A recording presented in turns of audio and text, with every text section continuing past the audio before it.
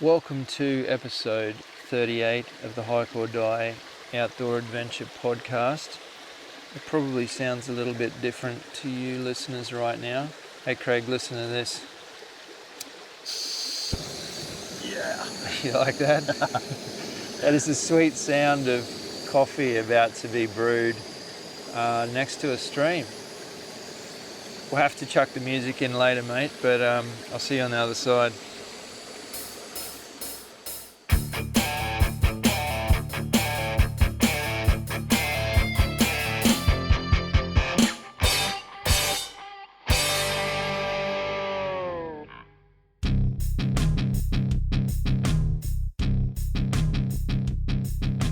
Thank you, as always, to our regular podcast sponsors for their support.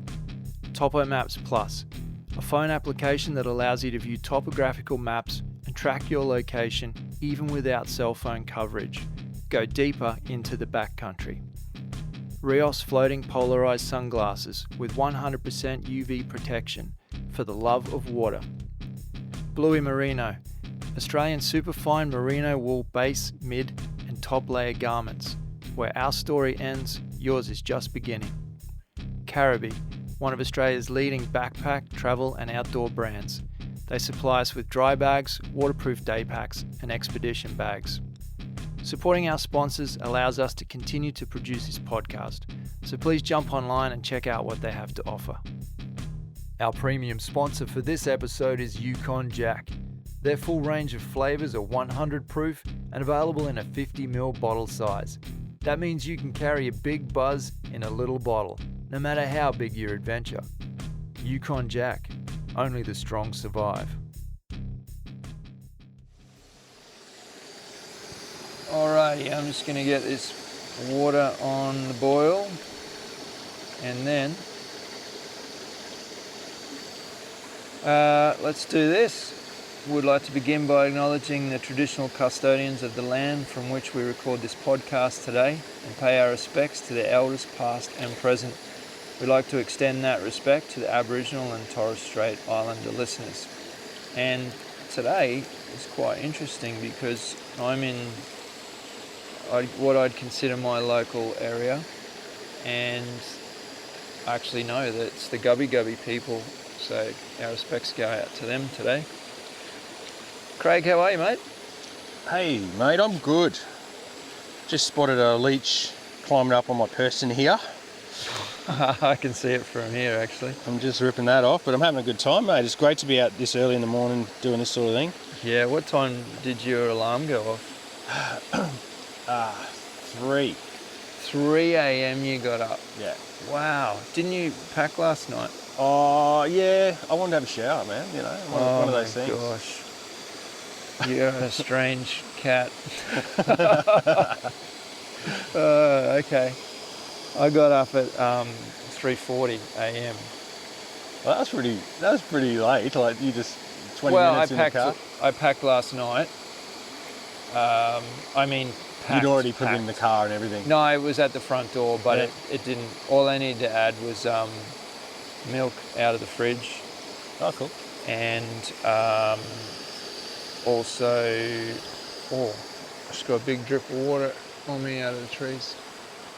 Just for the listeners, it's been extremely stormy and rainy I'd say the last couple of months here in Australia in our neck of the woods. But last night it bucketed down, and Craig and I were kind of texting each other back and forth, laughing our heads off because we always seem to plan trips around cyclones and tornadoes and all sorts of storms. It's a good predictor of when it's going to rain. Yeah, exactly. But if you want it to rain, call us, we'll plan a hike, and then you'll be good as gold. Can't believe we've woken up to such a nice day though, mate. There's no rain. It's good. That was going to be my next point, is how magic it is. If I sound distracted while I'm talking to you guys, it's because I am distracted. I'm actually in the middle of making a coffee at the same time, just over the stove. Got my stove going too. Doubling down. This will be great. Craig's very impatient with his coffee. He won't wait for me to make him one. He has to bring his own stove and everything. You take too long. Nah, that's not true. we have different methods. What method are you going with today, Craig? Yes, I have the little Nespresso little shot machine, which will give yep. 2 shots. So what's it? How's it pronounced? Wakako. Yeah, it's a Wakako mini presso, which is probably just made by Nescafe, I think, or whatever, Nespresso. So it's been awesome. I've used this thing so many times. Just going to whack some. I actually have seen the ones that you use actual grounds in. Yeah, that's what I've got. That's right. Home, I found them a bit messy. These ones take the pods, which are easier to cut out. And so I'm going to use 2 in the first coffee here, and just a splash of milk, a bit of hot water. Yeah, just killer. What are you doing? I'm doing. I think you thought I was joking earlier before we went on the mics, and I said I'm making cowboy coffee, but it's actually true. It's a thing. I watched this YouTube channel called Cowboy Kent Rowlands. At least that's the guy's name who presents. I'm pretty sure that's the channel as well. I'll chuck the video up in show notes, because as a non-US citizen, I didn't know there was such a thing. And what it is, in a nutshell, is you're putting your coffee grounds straight into, hang on, I'm just getting to boiling point here. Whoa. It always tries to boil over when you first do it, and then it calms down. What it is you're putting your coffee grounds straight into a pot, and then you start boiling. Once you get it to a rolling boil, you put it down to a simmer so that it's still rolling, and then you leave it for, let's say the optimum time is about 7 minutes, but it's somewhere between 7 and 9 minutes, and you just leave it at a rolling boil. 2 things blew my mind about when I was watching this video. I basically, you know when you see some videos and you think it couldn't possibly be any good? Well, I was wrong on 2 counts. The first count is, he said that something happens in the boiling it for that long that really does smooth it out. It takes out that bitterness. Oh yeah. And it's 100% true in my experience. I've done, made a long black out of my machine at home, and then done a cowboy coffee on the stove, and it's way smoother. Okay. Especially if you're going to drink black coffee, which I seldom do, but when I do, I always make cowboy coffee now. The other thing is, which some people will be wondering, well, you just put all your grounds in a pot of water, so when you pour that into your mug, it's going to be full of grounds. Well, this is the other thing I couldn't believe, is what he does right after the 7 minutes, which I'm just going to put a timer on actually on my phone, because I know I'm going to get distracted and lose track of time. Let me just put that on for 7 minutes. Yeah. Okay, timer's on for 7 minutes and it's at a rolling boil now. Yeah, so at the end what you do is, before you pour it, you pour some cold water around the top rim, and on the top into the middle, just a tiny bit. And as soon as that cold water goes through the hot water, it grabs the coffee grounds, drags them all down to the bottom of the pot. Really? And then you pour out straight pure black coffee with no grounds. Because I'm looking at what you're doing, I figure you'll have to put it through some filter. No filter. Oh, right. Just like me, mate, no filter. Well, what I would say is, so I will put that video on because I think it's quite interesting and it's been quite the revelation for me. Oh, cool. In my hiking has been to just cut out one more piece of equipment in that I don't take my mini presso anymore. But I'm still enjoying good coffee. Yeah, so I'll put the video up, but what I was going to say was there's some kind of an anomaly, and I don't understand it, but when you're first bringing this up to boil, you got to be you got to be onto it. You don't put this on and walk away. Until you've got it simmering, you can't walk away and do anything else. For that first sort of minute, what happens is the grounds kind of form this thick foam on top, and then it just wants to come up and overflow. Yeah. As you saw, I had to pull that off the heat real quick, twice. Yeah. But now, all that foam's gone, and we've just got a nice rolling boil going. So I can't explain why it does that, but every single time, it wouldn't matter if you're Cowboy Ken Rollins, because he's got a big ass pot that is never going to overflow on a stove. But with this little thing, you got to keep an eye on it. And it happens even on stovetop at home in my little pot.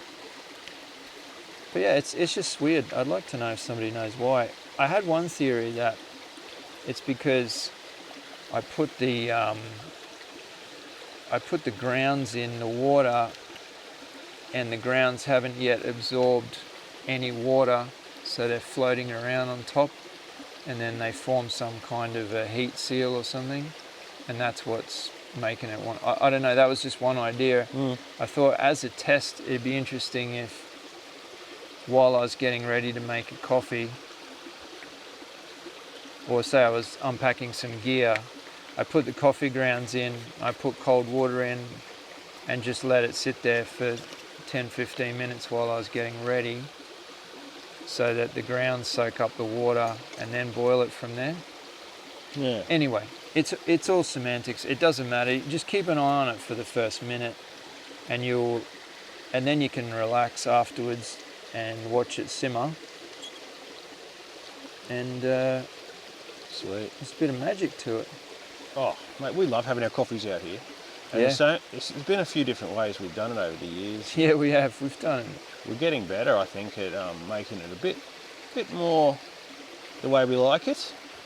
I think there's that old saying I always say, that everything tastes better in the outdoors. And I'll still, man, your dodgy knees really squeaking today. Yeah, if you guys can hear that, I'll put it up here. That's the mini press. That's me actually, pushing this hot water through the coffee. It makes a mean little shot there. Yeah, it does. Full crema on top. Yeah. It actually looks fantastic. So what was I saying? Yeah, everything tastes better in the outdoors, and to be honest, if I'd hiked for 8 hours and you gave me an instant coffee, just an instant coffee straight in a cup, black, I'd drink it and think it tasted like the best thing in the world. Yeah. But the more time you spend out here, I mean, some things are about process, aren't they? Not everything's about the end result. Sometimes it's about getting to the end result and enjoying preparing something. Yeah. We used to also just have the freeze-dried food, lunch, dinner, even breakfast at times when we were hiking. Lots. I mean, that's all we ever did.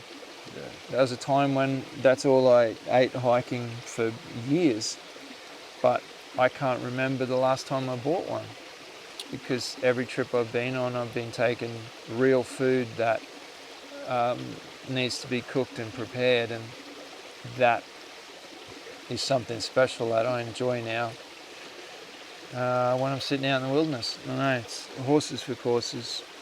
I know if you're some you know, if you're putting in big, long days, like we did in Tasmania, long days, we had 7 days worth of food in our pack. We took the freeze-dried meals. Just made sense, right? Oh, yeah. But I know you sent me a photo of your hike last weekend, and I could see a couple of steaks in the pan. It was really good. Tell us about that. I want to hear about that. No, people don't want to hear about coffee on the damn hiking podcast. I want to hear about hiking. Right. It's about hiking, yeah.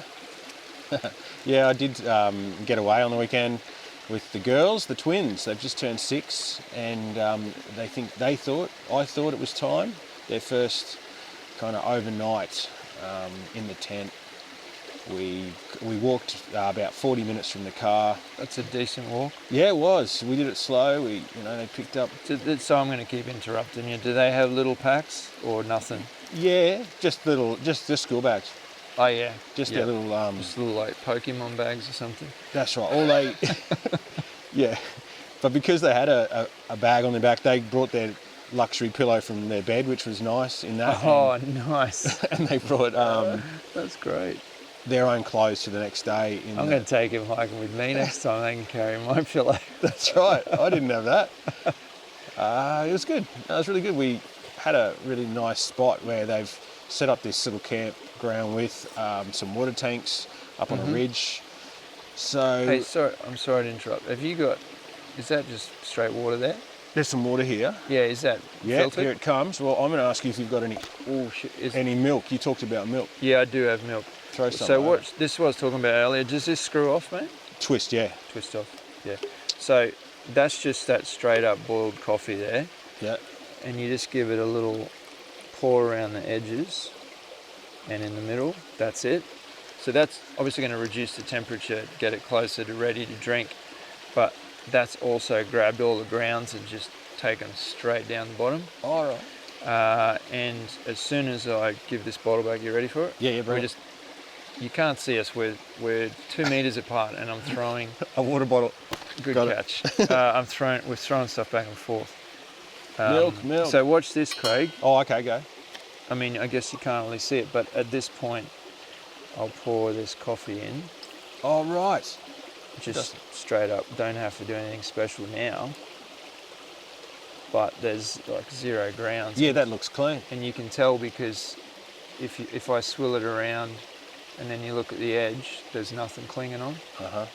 It's absolute magic. Like it's science and voodoo magic simultaneously at work. And I absolutely love it. Oh, that's good. Yeah, it's fun.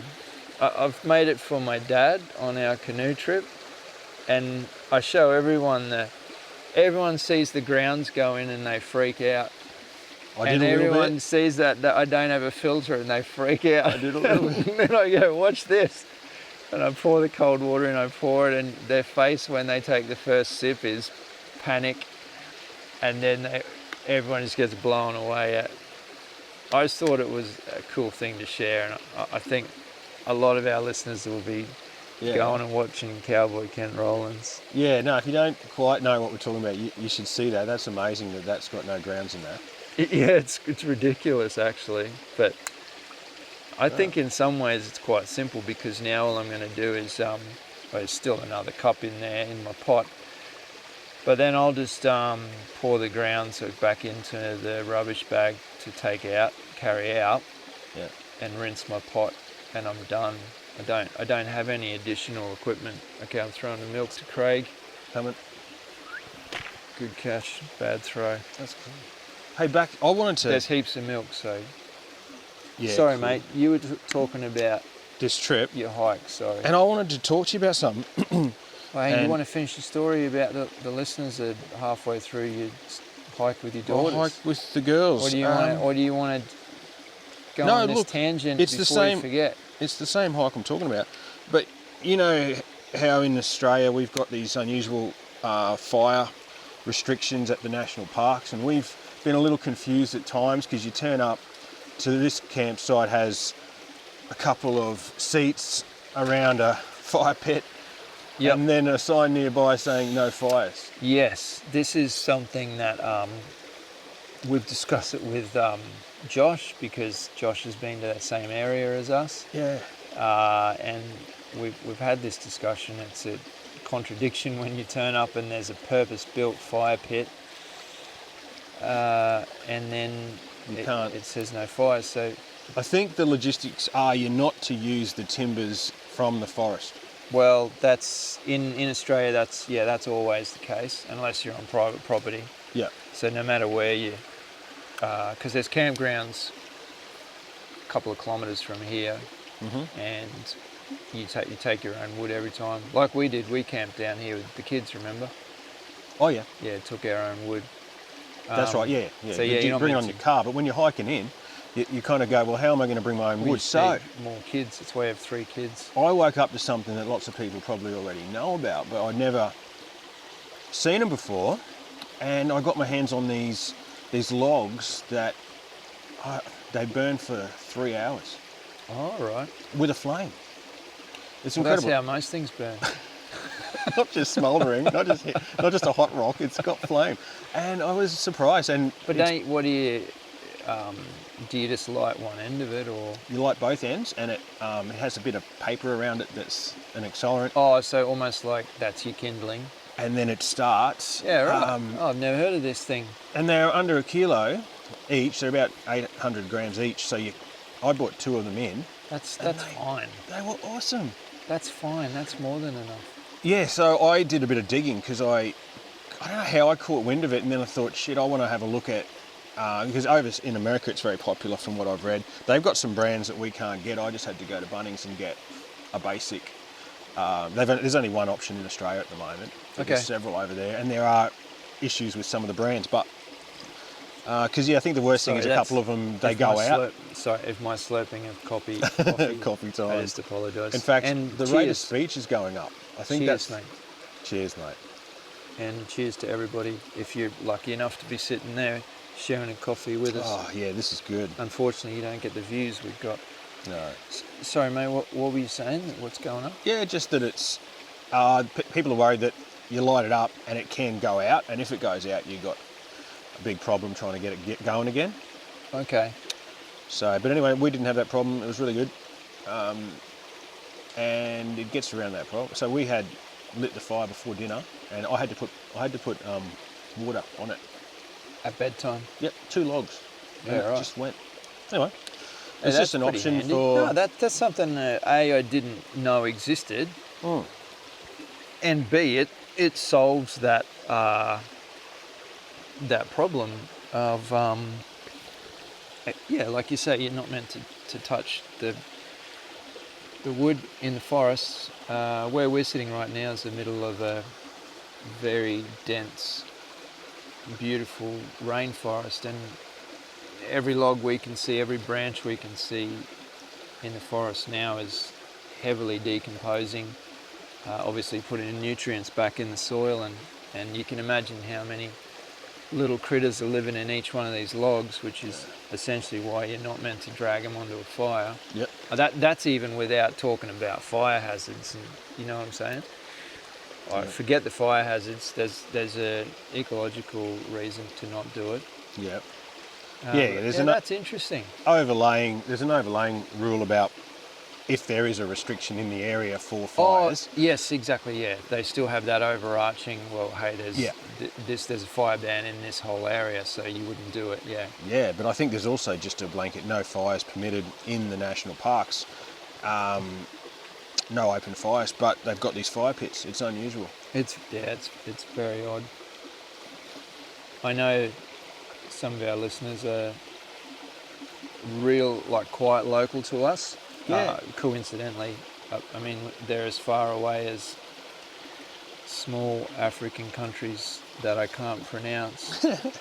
And then they're... I was talking to one guy, and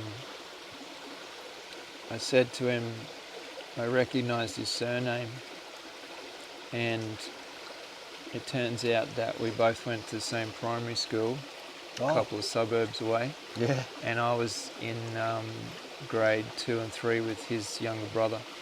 Really? Ridiculous, eh? Like the way that things connect. Unreal. Unbelievable. Yeah, it happens. And now I live, say 3 suburbs away from him now.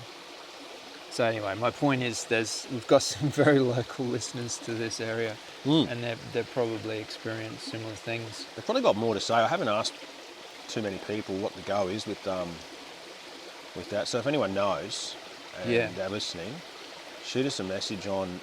Yeah, I guess there are some strict go rules. to the podcast post on Instagram or something and give us some good. insight. Oh, speaking of which, boy, this. If you haven't guessed it, guys, I just said to Craig, let's chuck the microphones on today and record a podcast that doesn't necessarily have the same structure or that doesn't have any structure whatsoever. So that's what you get today. Lucky you. So we're going to be jumping all over the place. We still haven't got back to Craig's kids. But and I've lost my train of thought, which is even more embarrassing now. I can't remember what I was going to say. What were we talking about? Fire pits and stuff. Yeah, fire pits and stuff like getting that. back to this, you're saying it's just us coming out here in the morning for just this sort of purpose. Well, it might come back to me. You jump into your... Oh, no, it has come back to me. There you go, that's great. Sorry you had to sit through that, ladies and gentlemen. I was talking about social media. That's what made it click. Was we have excellent listeners that actively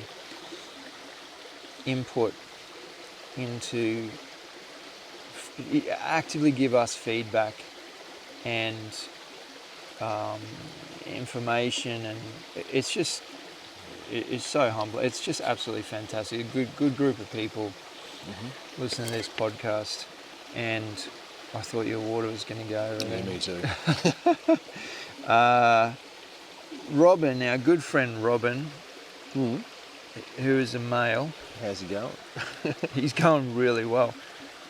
He often sends me messages, and at the moment he's considering building himself a hobo quilt for a hammock and just doing a bit of DIY stuff. And I said, let me know if you have any questions, because he's actually hassling me to do a hammock video because Craig and I have learnt infinite amounts of things, both good and bad, with various hammock designs, and not just designs, but how you actually hang them up is critical to how good your night's sleep is. So I said, I will try and do that.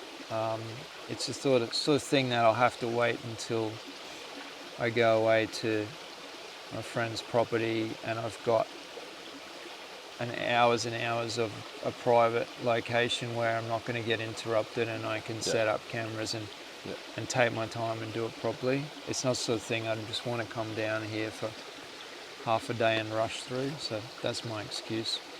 Anyway, Robin also had another excellent idea. He said there should be a HikeordieTV podcast group, like a Facebook group. And I said, we've got the HikeordieTV Facebook page. And then the second I said that, it occurred to me there's quite a big difference between a Facebook group and a Facebook page in the level of interaction that people can have with each other. And I mean people other than us can start conversations, can post their own ideas.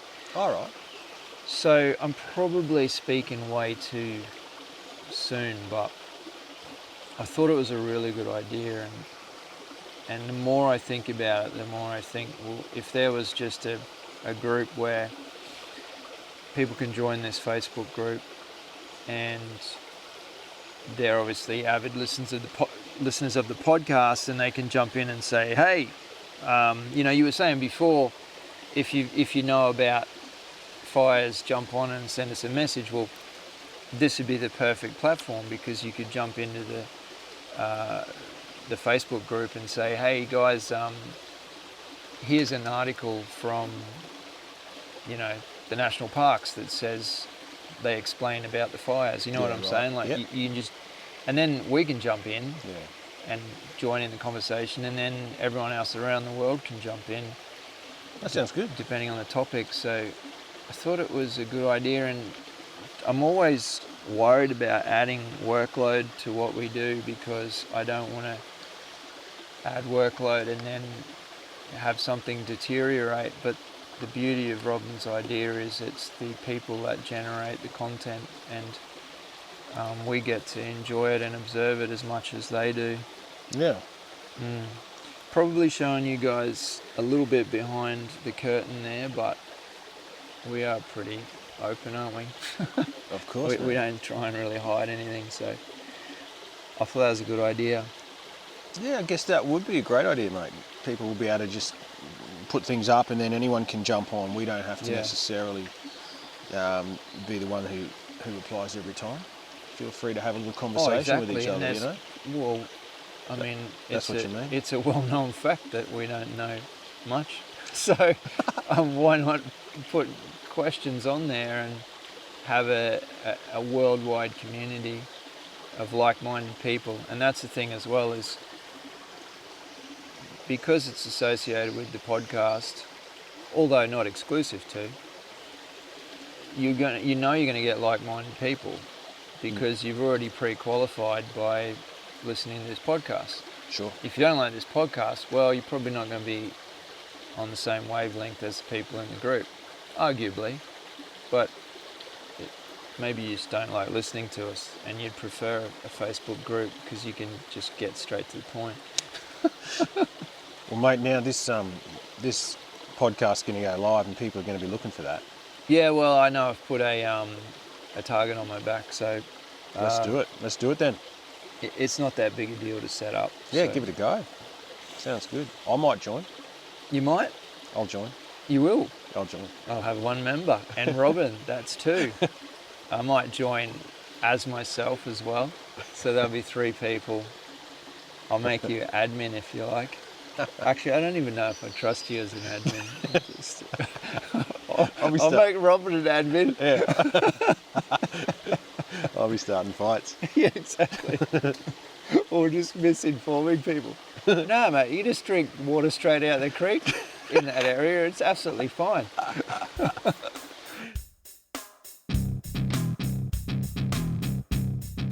The hiking community is well known for their focus on lightweight gear.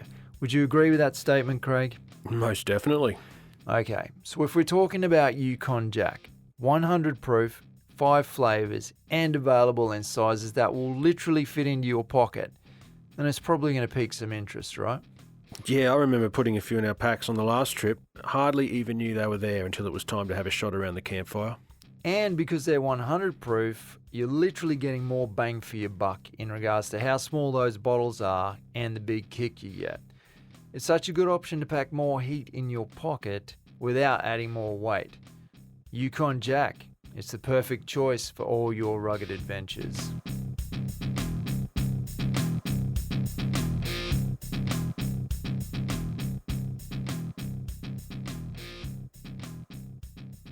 Oh, that brings me to another point, Craig. I knew this conversation was going to bounce along, not unlike the water babbling down this stream. Why? What have I done this time? No, you haven't done anything, which is fairly typical. I'm just kidding. The joke I made there about misinformation, I don't want to get into the whole backstory, but if you're familiar with what is currently happening with Joe Rogan and Joe Rogan's podcast, it's a little podcast almost as popular as ours, if you haven't seen it around. But the only point I wanted to touch on was he made a very good point in a statement that he made, and that is all he does is gather people and have conversations, which is essentially all we do as well. if I'm going to give somebody advice, or rather give the listeners advice on, for example, water purification, that advice is based on what I deem an adequate level of safety for me and my family in the areas I live in with the equipment that I have access to. And this is not a disclaimer in any way. Like I'm not really worried about that, but it saddened me that people were so quick to misquote him. And you see, you could go through any one of our podcasts and take a snippet of our conversation without what we said before and without what we said afterwards, and it would sound like we were giving very bad... Oh, I just said it a minute ago. Take that clip I said 3 minutes ago, which was, you can drink straight out of the stream. It won't do you any harm. Yeah. If you just play that clip, that's misinformation, because it is. But it's within the context of a larger conversation. You can't just take my clip as any kind of a credible news outlet and just play that clip and say, oh, Tom said this, and this guy went and did it, and now he's in hospital with Giardia. Yeah. That's not fair. It's not, and we're getting to this point where people are they're forgetting that these are just conversations, and we're open to say that we don't always get it right. But as I said, I don't want to get into his story. You can learn that yourself. Like the man, dislike the man, I don't really care. The concern for me is that we're in a similar space where we do get guests on, and we do ask questions, and we do dig into things, and some of our guests have unique perspectives on things that perhaps we don't directly share, on various topics to do with hiking and not to do with hiking. Things like just the way they conduct themselves, or religion, or whatever it might be, gun laws or whatever. You know, people in the States might carry a gun hiking. Like, that's your country. You do what you want to do because there's giant man-eating bears there, right? So I'm not going to sit here and judge or argue, but I think it's dangerous. I think it's sad and dangerous that you can pinpoint somebody and say, you had a conversation with this person and you discussed this, and in your casual conversation you got the facts wrong, and therefore you're accountable. That saddens me, because let's face it, we're never going to get the facts right.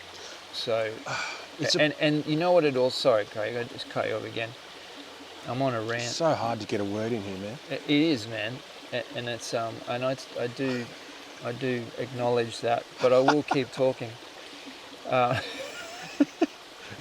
got something very important to say. Oh, you got to say it now. Just say it. I'll have some coffee. Okay, yeah, coffee. No, I think a lot of people do go onto podcasts to learn things, whatever that might be, even if it's casual learning, even if it's just learning from being in the room essentially with some people that you want to learn a little bit from. But like you say, there's a lot of there's almost got to be that disclaimer that you've got to do your own research, and it can't just be there. When you're researching something, you've got to look to several sources to get your information. And I think unfortunately some people do point a finger when that isn't the whole picture. And people are just clout chasing as well. They're jumping on the bandwagon. Sure. Musicians that we haven't heard of for 40 years are coming out of the woodwork to say that they're leaving Spotify. Or okay, you didn't have to come out and make a big speech about it. You could have just left quietly. I don't know. Again, I don't want to get into his situation, because it's I'm merely mentioning his situation. Well, with ours, to I felt... bring up the point. You've said to me before, like Craig is, for you guys probably don't know, before the mics go on, and he's like a bit of a worrywart. He'll like stress about that. Are you sure we should be telling people that it's okay to go off trail and someone might die? I'm like, it's okay, man. Like, it's just, you know. No, the one that worried me was the hiking with kids recently, and I kind of... Oh, really? I put a bit of pressure on myself with that one because I'm pretty new to it myself, you know, as we are, mate. But we didn't start this thing with kids in mind, and here we are, true. sharing our experiences with people who hopefully are just going to add that to their own experience. I mean, that's the point. You've got to have your own knowledge to build on. Yeah, and you've got to use you got to use common sense. I mean, the same people that are complaining about that are the same people that need, you know, on dishwashing detergent, they need the label that says "Do not drink." You know, if you need that, you've got other problems to start with. Yeah. Yeah. No, mate, I fully agree. I think it has to be said, but I fully agree with what you're saying, and I believe that people are a little bit above that. I think most of the debate is I think, yeah, that's a really good point, Craig. You're talking about 0.00001% of people complaining, but they tend to make the loudest noise. Yeah. While all the other people, like us, I haven't gone in any way, shape or form, made a single comment on a single post or group or anything. This is the second conversation I've had about it with a close friend, and you know, because it's not worth making an effort to try and retaliate, because there's nothing to retaliate against. Yep. I'm sorry, that's way off hiking, but it's yeah. This is a much more personal podcast, I feel. Why not? It might scare some listeners, but Tell us how you feel. At the same time, we create a podcast and we talk about things that are essentially dangerous. Right now we're sitting, I don't even know if I should be saying this, we're sitting off trail, which is no big deal, so we've come off a trail, but we've come off a trail that was is currently closed due to what was the wording? Some damage to the track, something like that. And what essentially has happened is some very, very large rainforest trees have come over in storms and wet weather and blocked the track. Taken out a couple of bridges. Taken out some, yeah, as well. They've taken a bridge out as well. Probably too specific, Craig. Now they can pinpoint us and we'll be in trouble. But yeah, they've come across the track and we had to climb over a few trees and move a few branches out of the way. But we, as I was saying to Craig on the way in, on the hike, I said it's hilarious that there's a hike called the Stinson, it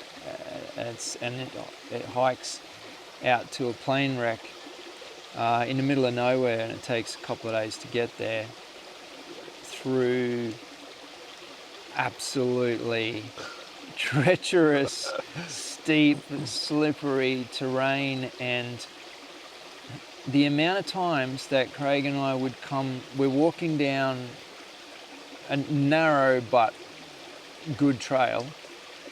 We're walking along thinking, oh, it's pretty good, and we're getting some momentum and clocking up some time on the trail, and then we get to a tree that's so big and it's fallen exactly perpendicular to the path. It's so big that you look out to the left and it goes for, 20 metres, 30 metres. You look out to the right, it goes for 20, 30 metres. At least. And the thickness of this thing is like as thick as it's like a car parked in the trail. Mm-hmm. But what it does as well is on the way down, it drags down vines, mostly of the sharp, spiky type, and all sorts of other things. So you get to this thing and you got to spend, a lot of times we take our pack off so we could physically crawl through a hole, and then we'd pass the pack through and the next person would come through and we'd lose sort of 15 minutes. But this was happening all day long. All day long. Yeah. We were crawling through little holes and gaps in down Yeah. trees, and we were laughing because that trail never gets closed. That's what you were commenting this morning, That's what I'm saying. Like, we've been through way worse than this, but as soon as it's a spot where is more accessible, it goes back to that conversation we just had, that someone will slip and break their ankle, and then National Parks and Wildlife will be in court trying to defend themselves and why they left the trail open if it had a tree across it.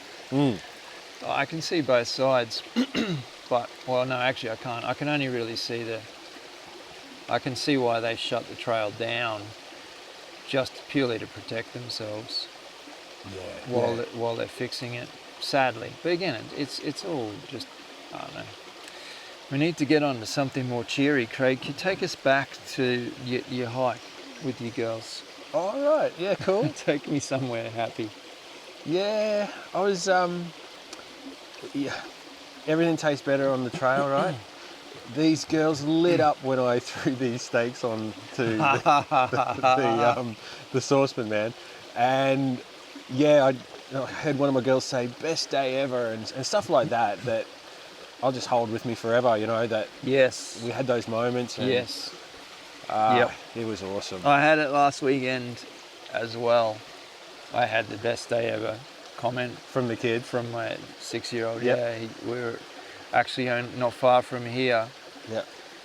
And we, again, went off trail with the whole family this time and went up a stream very similar to this, where Craig and I discovered a nice little spot years and years ago.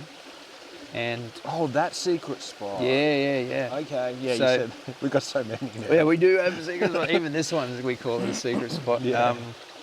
So the one where you just pull over on the side of the road and then duck into the bush. Yep. And then hook up with the stream. Yeah, that Yeah, one. I didn't quite remember that you said that this Well, morning. Yeah. We walked along there and there was bunya nuts, which are bigger than a football, like massive.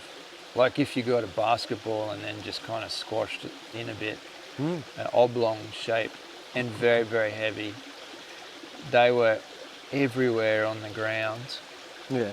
and some of them they're segmented, and they have, let's say, 50 massive nuts in them, about the size of, how do you describe that size?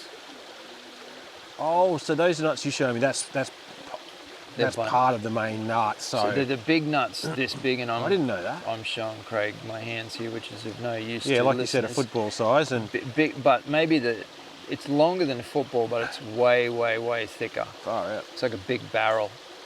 And when you break open that, there's about 50 segments.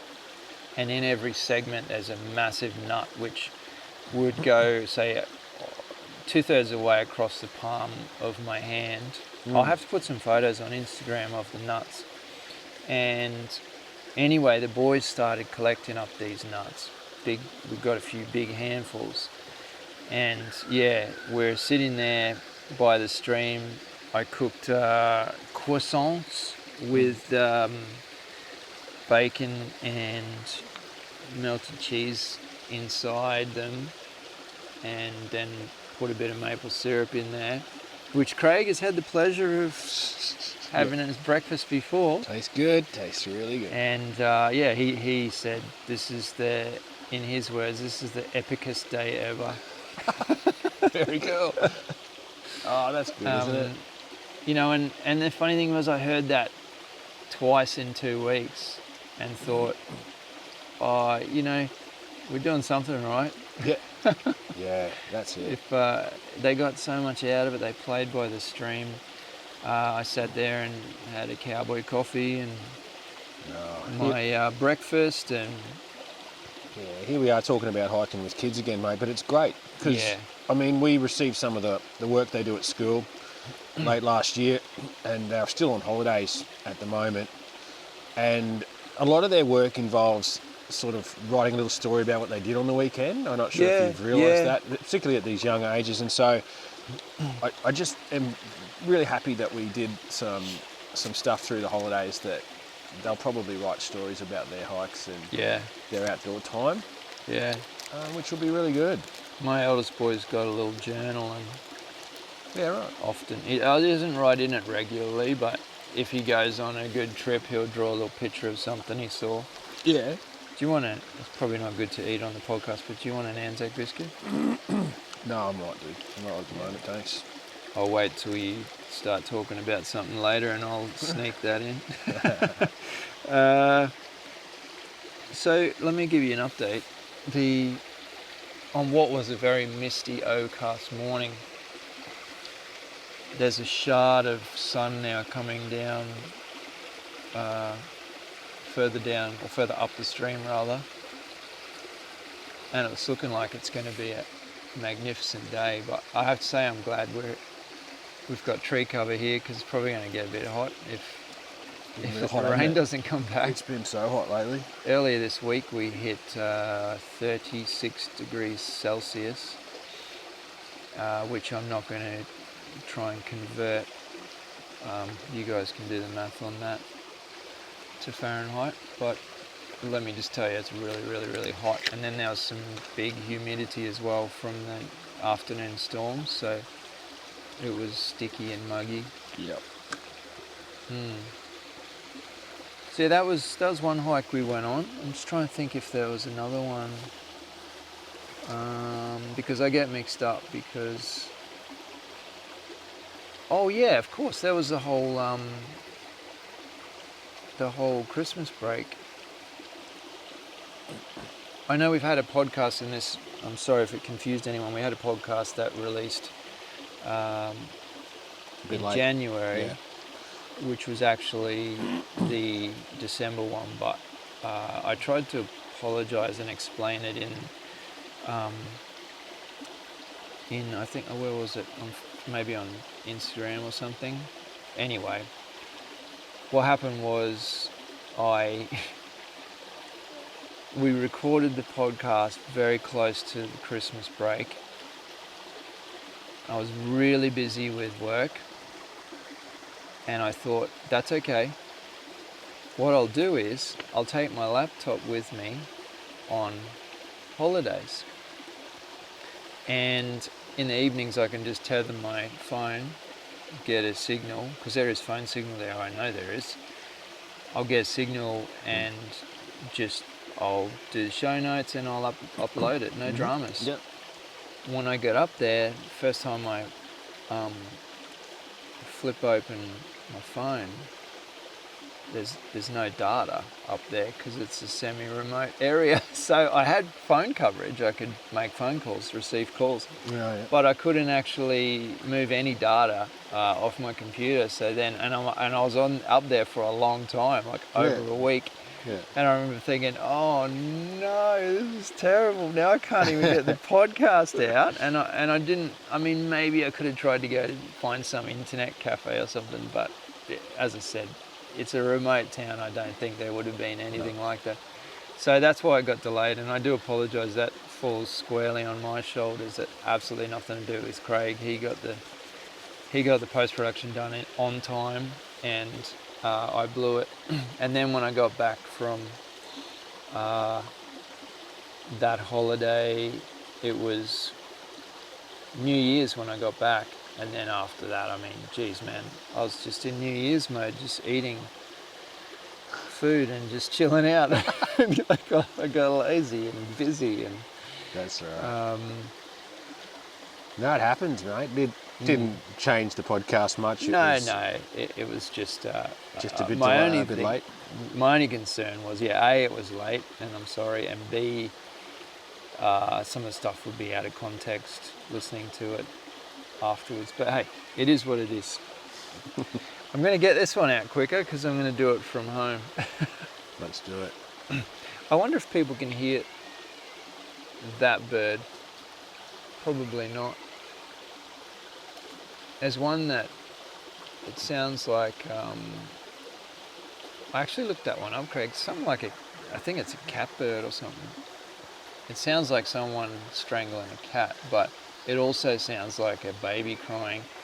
And I remember when we went hiking once, and Craig had just had, it was his first hike after the twins were born. So it was they were probably 7 months old by then, and you finally felt like you could leave the house. And then we walked out into this rainforest, and that bird was doing its baby cry, and Craig said, "Oh no, It's like I'm going to be sleeping now. It's just like home. They're going to be just doing that all night while I'm sleeping, and I'll keep waking up in a panic." Yes. I've told so many people that story. It's just hilarious. It's pretty noisy, eh? Poor thing. There's another bird around here that does it. It's like I think it's the brown dove. It does the very deep, Oh, yeah. chesty, throaty thing, and it sounds like it actually sounds like a primate. It sounds like an ape in the distance going. And the first time I hiked here solo, I thought it was other people back on the trail talking, but then the sounds kept moving around me, and I thought, that's weird. And it wasn't until there was one closer that I realised it was some kind of a bird call. So yeah, it's a pretty unique little pocket here of wildlife, isn't it? There's a bit of bush tucker on the way in too. Yeah. Not ripe. The leeches. Berries. Yeah, leeches. There's some other fruits, but I couldn't 100% identify those, so I just left those.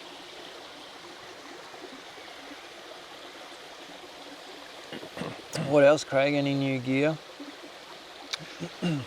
Any new gear? Oh, my butt's getting sore, and I'm Yeah. on quite a thick jacket on this rock, but you've got your little grandma seat pad thing there. This seat pad, this is for kneeling when you're doing gardening. Yeah, I know. You've the seen ones. They're you can buy them at the gardening store just to, I've seen them. I was cleaning up my frying pan last night, and this was like next to the sink down in the laundry. I went, I'm taking that. Yeah, that's it. It's so compact and It's not super light. Just the right size. And you could slide that down anywhere in your pack, really, but that'd go somewhere like, where you put the water bladder. Yep, Like that's you where could it is. slide Yeah, it. Oh, that's where you I put could it. slide it in between there somewhere, and it almost probably protect your water bladder. Yeah, no, it's good. It's lightweight. No, it's cool. It's as soon as I saw you get that out, I thought, oh boy, I might have to get one of them. Mate, I haven't hooked up my little hammock seat. That's what I'm going to pull out as soon as we finish here. Oh yeah, that's a good idea. Just going to have someone to swing for a few hours or however long we're here. I didn't bring a hammock, but I bought a hammock fly. I might be able to string that up and lay in that. Lay in that. It'll be good. Should be good. Haven't got new gear stories. I've just been working on my Jeep, mate. I'm getting it modified, I think. Okay. Little bit by little bit. It's getting old. It's 10 years old. Oh yeah, that's not that. My car's older than that. Yeah, I guess. But I figure I'll just, it's been good to me, and I'll just hang on to it. Hang on to it, increase we've got a better roof rack now and some I noticed that, because there's one thing with your sort of Jeep that was a problem, and that is you couldn't put any weight on the roof. Because it's you just could only plastic. just put a swag on, couldn't you? That's right. Up to 30 kilos or something. 30 kilos is not much. Not much, but this you can stand up on there now and. Yeah, because it's attached to the actual, not the chassis, but the actual bodywork rather than just the canopy. That's right. So that's good, and I haven't got any hiking gear to talk about. My only. Oh, so I was. I've been testing those new packs that Caribbean sent us. Have you taken any of those out? I've taken the little one out. I think I used the little quite one. a few times. or I've something. taken that day pack out, Yep. and I really like it. And I also took out the bigger pack on a hike. All right, I haven't I tried can't it yet. remember where I went with that. I feel like it was when I took the kids somewhere. But I took that one out and I really enjoyed that as well. Yeah. It's a good size for, say, a really long day, or if you had camera equipment with you. Yeah. But then also my big long range pack turned up. And this is the second hike with it today. And it's my first external frame pack in my whole life. Yeah, it's So it's a game changer, but it's a very different way of looking at things. And we do, I think we talked about this. We have recorded an entire podcast on packs. I'm yet to listen back through the whole lot and see if it's worth releasing, but my gut feel that it is, but because our standards are really low, so it'll be absolutely fine. But one thing was, and I said this to you, Craig, that was prior to me owning an external frame pack. So all of the information within that podcast is frameless packs. So I guess people call them internal frame, but essentially they usually have no more than sort of 2 aluminium bars or something slid down, if that. It's just some kind of stabilizers, but this one's got a full external frame, and I won't go into detail now, but I think if we do an intro for that podcast, I'll touch on, or rather I'll go into quite the detail of my experience with an external pack, and then we'll lead you into the podcast just so that it's a little bit more balanced in for those people who are maybe don't even understand what an external pack frame is or the benefits. But I'll tell you a funny story about it. Was last weekend when we went hiking, I took my fry pan and, to cook the croissants as you do if you're a real hiker. And I remember, like, I was packing stuff in and I slid the pan down the back. When I say the back, it would have been touching my back in the pack. Yep. So towards my body. And I slid it down. I thought, oh, that's a stupid place for that fry pan because it's going to dig in my back the whole way in the hike. And then it occurred to me that the pack has zero contact with your body. You can't. And there's actually, on my pack, there's a physical gap. There's a physical gap, and then there's actually a kind of like a mesh there, that hard plastic mesh that it can't penetrate through in any way. And when I put it on, the only thing touching me was the shoulder straps and the waistband. And it was quite the revelation. I thought, this means that when I panic pack, which I do on every single hike, I can just shove stuff in willy-nilly, be late for catching up with Craig, just throw stuff in like a madman. As long as it fits in, I just clip the top down. It looks neat from the outside, and stuff's not going to jab me in the back. Yeah, I was impressed by that. No, that's a great pack, Tom. So you got to be happy with that. Yeah, well, I'll look through it today. I'm not going to argue. I'm not going to lie. It costs a small fortune, like any good pack, I guess, these days. Well, maybe just listen to the Pack podcast. We talk about money, but you do get what you pay for. Sure. Apart from that, I don't really have anything. I don't really have any other new gear or anything I'm looking at. Have I told you about those Skinner's kind of sock shoe things that I own? Not affiliated in any way with those guys, but I supported their Kickstarter, and it's like a. You told me, yes. It'd be like having a low cut, heavy duty sock. So think of a really thick, robust, heavy duty sock, low cut below the ankle. And then if you were to dip both feet in just the bottom up to the sides in like a Rubber. like a really tough kind of rough rubber with traction. That's the best way to describe it.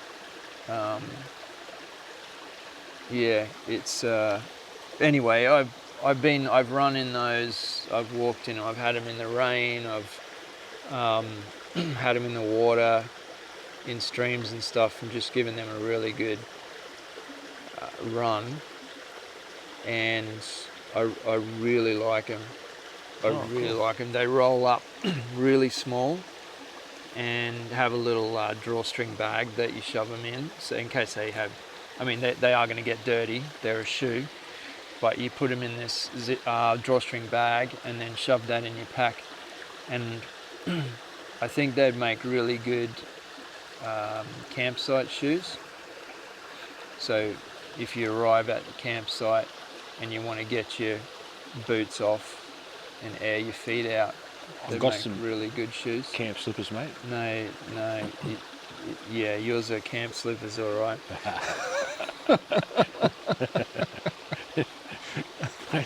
Those things have lasted me too long, haven't they? No, they're good. I can't believe they're still in any conversation.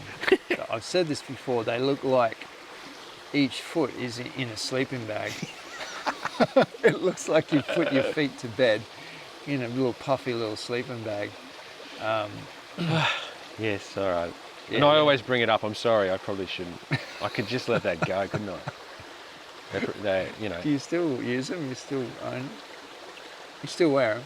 Yeah, I've actually got more wear out of them. I don't treat them nicely, and they always just do what they're supposed to do around the camp. Yeah, well, hey, it's not about looks, is it? No, it's not. Because we do quite remote hiking, we never really run into people, so it's lucky. not so bad. Yeah. Yeah, I think we'll leave that there. I don't even want to tell people what sort they are. We'll just leave it. They're funny. They're not as cool as yours, and I haven't seen them. No, well, I think mine wouldn't be as comfortable as yours. That's a trade-off. But also, I have hiked in mine, so they're tough enough to just walk down a trail and walk over sharp rocks and stuff like that, and cool. not really have any dramas. So that's been interesting. Oh, but it is a bit of gear that we have evolved into. We never used to have anything with us for when you arrive at camp, and we used to walk around in bloody bare feet sometimes. This comes back to a bigger conversation, which is, the kind of a lot of people in the hiking community it's that kind of, I'm not going to say ultralight, but there's that next level. So if you're not ultralight, you could still be conscious of weight. Yep. Excuse me. You could still be conscious of weight, and there's that old rule, like 2 is 1 and 1 is none. So if an item in your pack doesn't serve at least 2 purposes, you don't take it. Or you swap it out for an item that does serve 2 purposes. But then you get, for example, here we're looking at my cooking setup. I used to sometimes drink my coffees out of the top pot. So the smaller pot of the 2, I drink my coffee out of that. Right. To save carrying a small collapsible cedar summit cup, right? Right. Which sounds silly because it's small and light. And I definitely would never bring this. I've got a tin coffee mug that I religiously bring on every hike now because I absolutely love, feeling the warmth through that metal.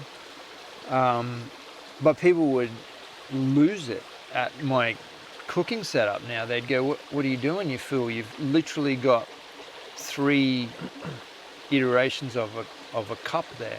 Why do you need 3? You don't need 3. Sure. And I could say, well, yeah, you're right in some ways. Why did I bring that for? I'm not using the collapsible cup today at all. It was just in there, but it doesn't worry me. So back to your point is, people would say, well, why would you take another pair of shoes or sandals or Crocs or whatever when you're already wearing shoes there? And I used to be the same. We used to be the same. But what used to drive me crazy was walking around in my hiking boots Wet. when they're undone. Oh, yeah. Because you get out of your tent or your hammock and you just put your feet in, and you've either got laces flapping around everywhere and you're nearly tripping over, or you shove them in your shoe. And I've got sensitive feet. We need to consider that. And the laces go underneath your foot and you're walking around camp and it's just uncomfortable. I'm too old for discomfort now. I just want to be comfortable. Hey guys, just got to jump in here. We had a little bit of a problem with Craig's microphone lead, and it's ruined a little bit of the audio there. So I'm just going to go straight to a close here. I'm still sitting by the stream.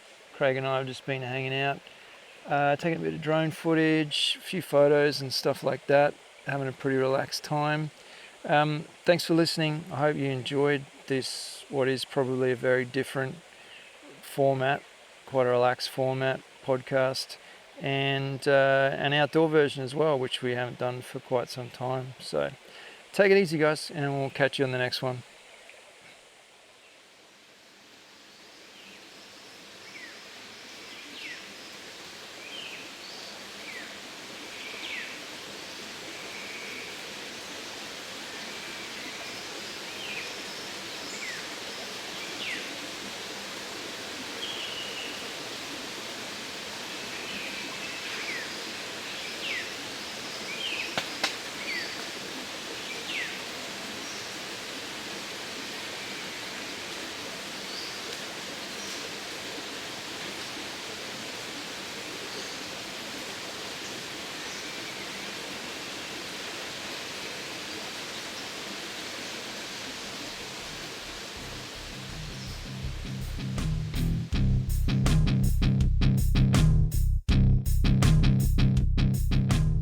If you're listening to this podcast on iTunes, we'd really appreciate your ratings and comments if you can spare the time. If you'd like to know more about HikeordieTV and keep track of our adventures around Australia, make sure you drop by Hikeordie.com. That's where you'll find all the information you'll need to follow us on YouTube, Facebook, Twitter, Instagram or Pinterest. As always, we appreciate your support. Thanks for listening.